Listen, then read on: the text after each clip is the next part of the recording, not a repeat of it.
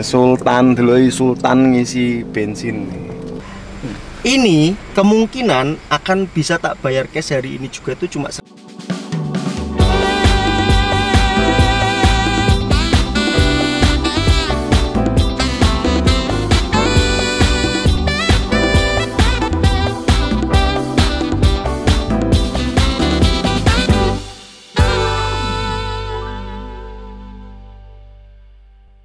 mau silaturahmi, mau main-main ke tempatnya Mas Wahid.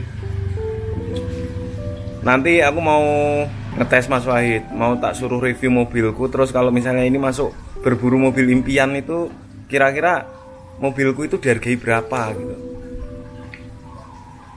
Dan nanti seperti apa kapasitas Mas Wahid kalau nge-review mobilku itu seperti apa, tak tes gue Mas. Terus nanti juga mau main-main ke garasinya, ke garasi bisnya Mas Wahid. Oke guys, mangkat guys.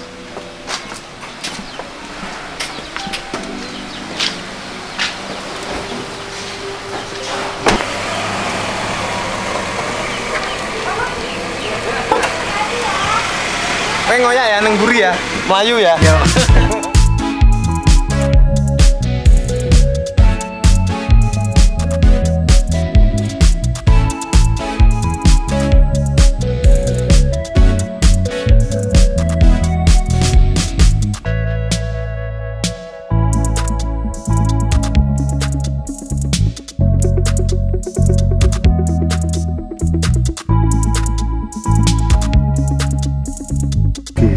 Sultan deloi Sultan ngisi bensin pertama.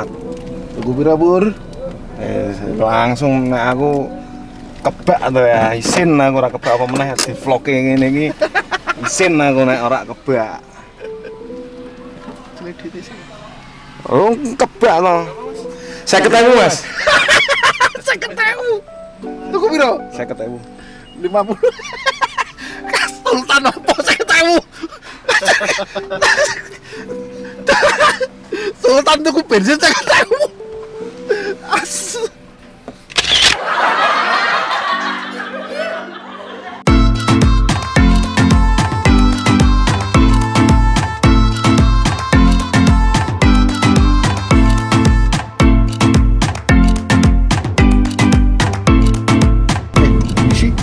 Iki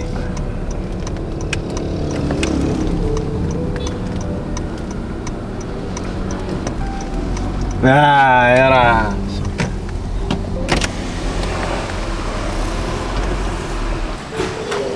Tekan kandangnya Mas Wahid. Mas, ini ke Mas Wahid enten? Oh, nembe medal. Mas Wahid nembe medal. sekedar Mas Pur iki. Nggih. Ganteng men. Mas. Oh, mboten napa-napa. Kula iki yang kotor. Sambil nunggu, sambil ngantuk. Ini udah nunggu Mas Wahid selama kurang lebih sehari. Ya, Mas Wahid kan reviewer otomotif nomor 1 di keluarganya. Nanti tak suruh review mobilku. Ngantek nge-review nelek serata tayang ke. Tak upload bae lah.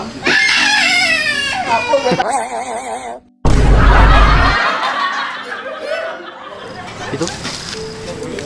Oh iya. Nah itu dia Mas Wahid udah datang. Dia nih rong dino ya aku ngenteni.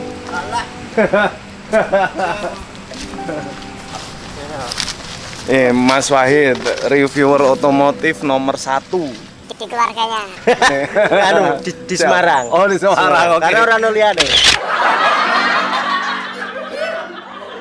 Oke, nah jadi yang pertama Rene aku silaturahmi, yang kedua sampean kan mau berburu mobil impian, iya toh? Iya. Nah sekarang aku pengen sampean nge-review mobilku. Ya rasa iki. Review itu nggak bisa langsung ditodong. Kamu review ini dong. Blank. Karena kita kayak wong bodoh. Karena kita harus mempelajari suka masalah mesin atau semuanya. apapun, kita harus coba Coba itu nggak bisa instan, 3 jam aja nggak cukup. Nggak cukup. Sedino iki kudu mobil tak pakai. Kenapa? Karena nanti kita bisa tahu karakter suspensinya, karakter mesin. Mesin aja karakternya ada banyak. Putaran bawah itu ketika akselerasi pertama sudah cukup nendang belum. Kemudian nanti bawahnya oke, atasnya itu ketika angkatan pertama ngeng gitu, itu akselerasi bawah. Nah, ketika sudah di atas, misal sudah 120 kpj, kilometer per jam, digas apakah masih ngisi tenaganya?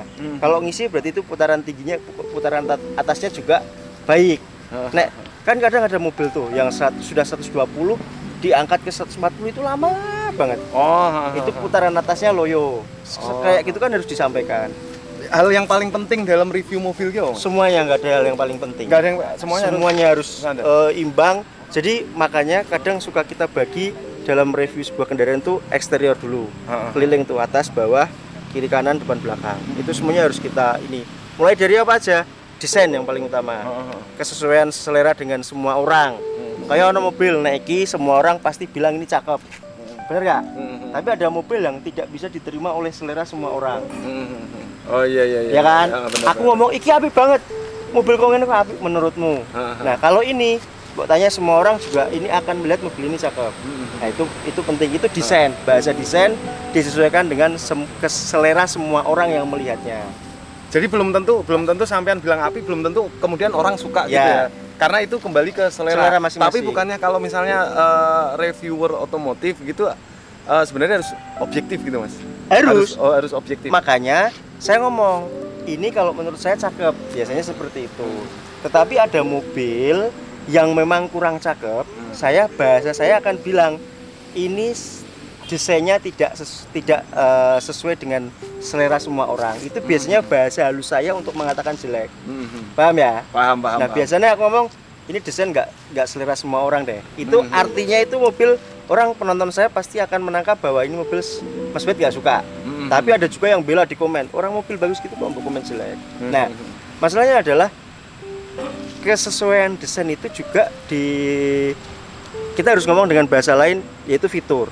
Ada desainnya begitu tuh karena apa? Oh, karena biar aerodinamikanya bagus. Karena desain sing aneh. Supaya apa? Supaya angin itu bisa hilang. Koefisien dragnya itu nyaris nggak ada. Itu penting untuk bisa melaju di 190 km/jam misalnya. Atau ada lampu-lampu yang desain cuma kayak itu loh. Itu untuk bisa berfungsi dengan baik, desainnya memang harus demikian misalnya. Oh ya, saya gini Mas. Ketika kita membeli mobil atau kita bicara selera masyarakat itu, kadang kita mikir, misalnya aku suka nih, wah mobil api. Tiba-tiba ada orang bilang, ya api percuma, mesinnya keropos, bawahnya keropos. Nah itu sebenarnya kalau kita mau beli mobil itu yang utama yang dipertimbangkan itu mulai dari desain eksterior atau mesin yang paling penting. Walaupun itu semuanya harus seimbang ya. Tapi kan kadang kita ya mendingan kae biarpun tua-tua ngono mesinnya bandel. Nah, sebaiknya kalau untuk konsumen pembeli mobil pertama itu yang diperhatikan harus apa? Oke. Kalau ngomongin itu kita harus bagi menjadi dua, mobil muda, mobil tua. Nek mobil 2 nggak akan ada namanya keropos dan lain-lain.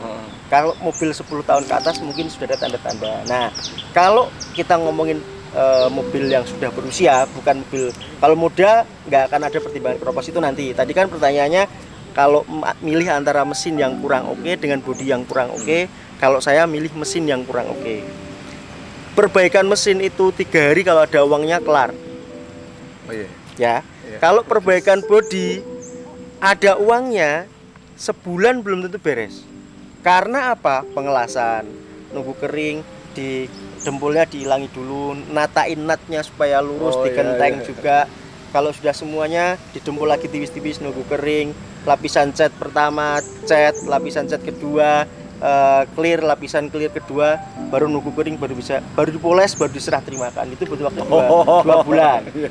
Dan perbaikannya pasti di atas 6 juta, 7 juta. Itu kalau body. Nah, makanya mendingan mesinnya yang Suloyo. Oh iya benar. Itu kalau harus memilih.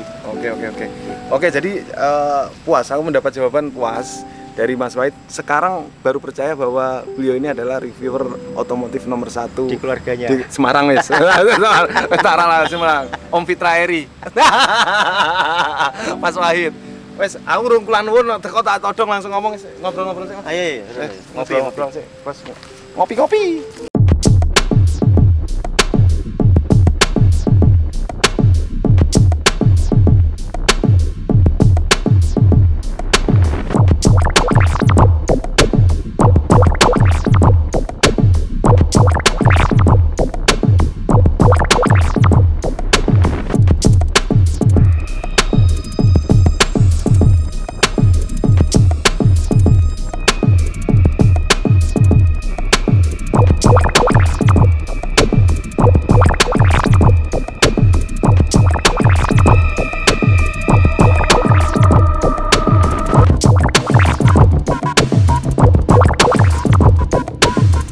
Nah guys, sekarang setelah tak rayu-rayu, Mas Wahid mau mereview mobilku.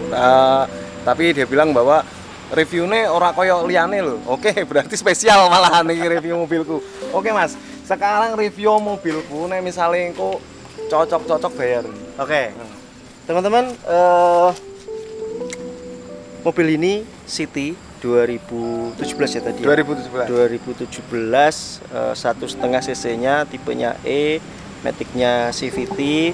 Kalau kita lihat sekilas tadi di STNK, nah kenapa Honda itu selalu nggak tahu ya, pengenaan pajaknya itu tinggi. Mobil ini dikenai pajak kan 7 juta pokoknya aja. Total bayar sekitar hampir 7,5. Mungkin pengaruh karena aku artis kali. Mungkin bisa jadi. Bisa jadi. Oh, ini mobilnya artis, nilainya dikali 2. Bisa jadi. Tapi gini, CR-V generasi ketiga itu kan start 2007, 8, 9. Itu aja 3,5. 3,5. Iya, 3,5. Nah, jadi pajaknya ini lumayan menurutku. Itu bisa menjadi salah satu kekurangan. Tetapi Honda tidak pernah mengkhianati dari segi desain. Kan jarang desainnya udah jelek. Bener nggak? Bener nggak? Sekelas LCGC-nya aja si Brio, walaupun ada yang bilang papak dan lain-lain desain bokongnya itu, tapi itu desain yang menurutku sangat cukup untuk ditukar dengan di atas 100 juta itu cukup, ya kan? Atau misalnya SUV-nya kayak CR-V sampai sekarang pun tidak pernah mengkhianati harganya, tidak pernah mengkhianati pajaknya. Sedannya mulai dari kelasnya City, kelasnya Civic, kelasnya Accord, mana sih yang jelek? Itu menjadi kelebihannya. Nah, dari si City yang tipe ini pun belakang bokongnya semua orang pasti sepakat akan bilang cakep. Ya enggak? Dari depan bagian mana sih yang menurutmu ini kurang cakep? Kalau menurutku ini cakep semuanya. Mulai dari penggunaan lampu yang sudah menggunakan LED ini kalau malam putih dan jelas banget. Ya nggak sih? Oke, jos. Pandanganmu kalau malam gimana? Iki terang banget Mas. Ya. Iki terang, iki padahal iki nganggo kaca film sekitar 40-an ya. 40. Iki masih terang. Terus nek misalnya tak buat ngedim gitu toh, Jauh. jauh. Bang gitu, apalagi kalau ditol. Dus. Ora kayak wong digawe, terang banget. Terang banget. Jos banget. Nah, ini salah satu kelebihannya dia. Jadi di 2017 kalau mohon maaf, kompetitornya mulai memasukkan LED, lampu LED yang warna putih. Itu di tahun 2019 atau 2020. Si Honda sudah memulainya di tahun ini. Itu menjadi kelebihannya. Tetapi kalau kita mau ngomongin kekurangannya juga, sadar nggak mobil ini tuh kayak ada suara dari bawah dari ban. Itu. Ya, itu road noise namanya. Jadi ketika saya mereview sebuah kendaraan, pasti kita uji coba dulu 3 hari. Makanya saya tidak mau tadi karena saya merasa belum bisa ngomongin ini karena saya belum menguasai seluk-beluknya, paham? Nah, tapi dari semua line up Honda, mulai dari tipe apapun, termurah hingga termahal, masalah kekedapan bawah itu selalu jadi masalah, ya kan? Nah, pengetesan kekedapan kalau saya ada 3. 1, lingkungan sekitar. Ini aman. Lingkungan sekitar itu gini, kayak kita jalan, jendela sudah ditutup semua, ada suara motor lewat, ada yang cuma angin doang gitu loh. Itu aman. Kalau ini aman pasti. Sama suara mesin yang tidak masuk saat meraung. Masuk tapi tidak terlalu mengganggu. Itu. Jadi lingkungan sekitar, suara raungan mesin sama suara dari bawah. Suara dari bawah ini parah banget kalau Honda. Katakan ya kan, 2017-nya CR-V yang harganya sudah hampir atau sudah 400-an juta pun masih ada suara itu. Padahal dilihat tapak roda pun tidak terlalu lebar loh. Iya, dan aku ngecek kan ini service record mas. Aku ngecek ini setiap aku ngomong masalah, tolong cek kaki-kaki, tolong fokus ke kaki-kaki. Reportnya selalu bilang Tidak aman, ditemukan. nggak ada masalah apa-apa gitu loh. Tapi berisik Lah itu. Apalagi neng tol kan ada itu tuh duk duk duk Iya, duk duk. Itu langsung duk duk duk duk duk duk duk. Ini opo gitu. Tapi setiap aku ke servis itu selalu aman. Nah, saya aku pendapat sampean. Dengan karakterku aku pakai mobil ini cocok apa enggak? Sudah cocok. Cocok. Menurutku sudah cocok karena dirimu baiknya memang sedan. Sedan itu relatif masih oke ketika disetir sendiri oleh segala macam kondisi, status dan kondisi ekonomi laki-laki. Itu relatif oke lah nyetir sendiri ya kan. Nah, apalagi dengan mobilitasmu yang bisa jadi ada pengemudinya, bisa jadi juga tidak. Sedan dengan compact atau ukuran segini itu udah cukup. Beda cerita kalau kamu pakai Accord, mungkin akan kegedean. Dan mungkin ketika aku nyopir sendiri, aku malah dibilang dikira sopir ya toh. Kayak saya contohnya. Makanya saya sekarang nggak pakai Alphard. Nyetir, istri di belakang, turun isi bensin. Setelah selesai, Pak, maaf pakai nota. Jawaban saya apa? Mohon maaf Mas, ini mobil saya sendiri.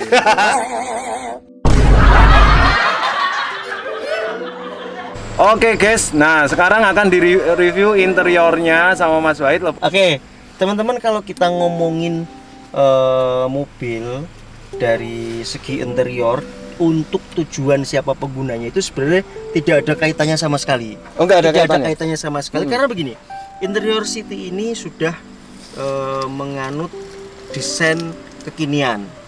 Nah, kalau kekinian kan siapapun yang punya kemampuan untuk mendapatkannya berarti kan dia berhak menaikinya. Jadi nggak memandang Nggak memandang. apapun status sosial atau apapun Betul ya. sekali. Iya, sing mampu ya tuku. Mampu tuku dan dia punya hak untuk ini. Cuma begini, kalau disesuaikan dimensi kendaraan dengan siapa dia itu masuk. Saya sendiri misalnya di sedan itu semua brand pasti mengeluarkan 3 ukuran. Compact seperti ini, medium, sama big sedan. Oh iya. Saya sendiri pun sebagai orang yang mohon maaf cuma di rumah itu hanya ada 4 orang, 2 anak, 1 istri, itu lebih mendingan pilih sedan yang ukurannya compact seperti ini. Compact itu kecil.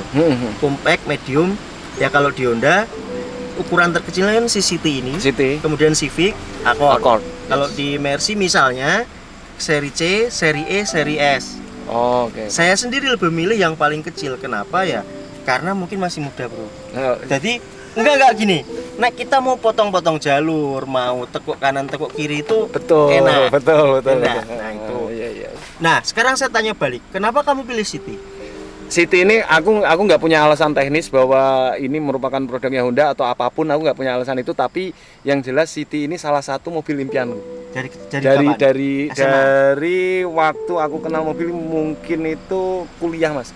Jadi tahun sekitar 2005-an. Jadi waktu itu ada Honda Jazz dan sebagainya. Wah, gitu ya aku pengen banget naik City gitu loh. Cuman waktu itu masih jauh, belum punya kemampuan untuk beli mobil. Terus akhirnya ketika aku pindah ke Jakarta, aku punya dalam hatiku ya, aku nggak akan pulang ke Semarang kalau aku nggak belum bawa mobil Jazz waktu itu, Jazz atau Yaris atau City. Tapi yang utama City. Kenapa aku waktu itu ngomong begitu? Jazz sama Yaris itu harganya masih di bawah ini. Nah, aku ngambil standar yang gampang menurutku kemampuan. Pada akhirnya aku beli Yaris dulu. Yaris tak jual, akhirnya aku beli ini. Ini salah satu mobil impian. Tapi aku nggak punya review secara alasan teknis. Teknis aku nggak punya. Tapi yang jelas aku ngelihat bodinya. Bodinya itu kayaknya kalau dipakai anak muda itu cocok, elegan gitu loh mas. Elegan, sporty, manis, cakep. Nah itu alasanku itu tok. Betul. Berarti kan secara tidak langsung pemilihan ini karena oleh kenangan masa lalu, impian masa dulu. Nah sama, semua orang juga memilih mobil kalau dia belum tahu alasan teknisnya, dia pasti dipengaruhi oleh impian masa lalu. Ya betul. Kenapa jazz itu laku banget? Karena untuk dirimu lahir tahun berapa? 83. Saya 88 nih. Orang yang 88 pasti temane, Mas. Serius. KTP keluar nih. KTP keluar. Wah, waduh sih aku nggak ngerti yang ngaku 89 loh. Oke, maksudnya gini. Kenapa jazz waktu itu laku banget?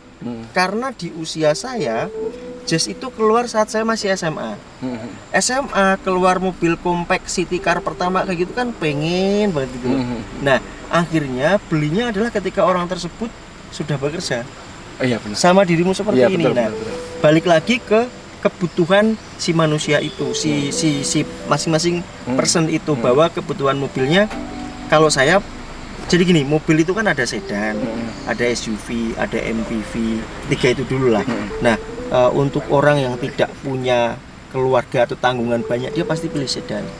Tapi orang misalnya sudah menikah, punya anak, bapak ibunya masih tinggal sama dia, mertuanya sama tinggal dia pasti pilih MPV 3 baris. Kemudian orang yang mobilitasnya tinggi dan di segala medan, dia pasti pilih SUV.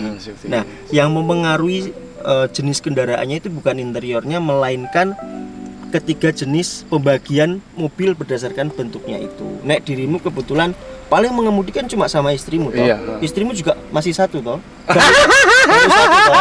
Satu terus mudah-mudahan ya Allah. Satu sak lawase. Wis ini nikah yang terakhir. Amin ya Allah. Siji we ngelu Mas. Ayo. Siji we galek rambut. Antek. Muga-muga bojoku ora nonton konten. Padha iki aku ngedite piye iki. Nah, apalagi kan musim tahun apa saat-saat ini kan punya anak kan kadang kita batasi 2 gitu kan.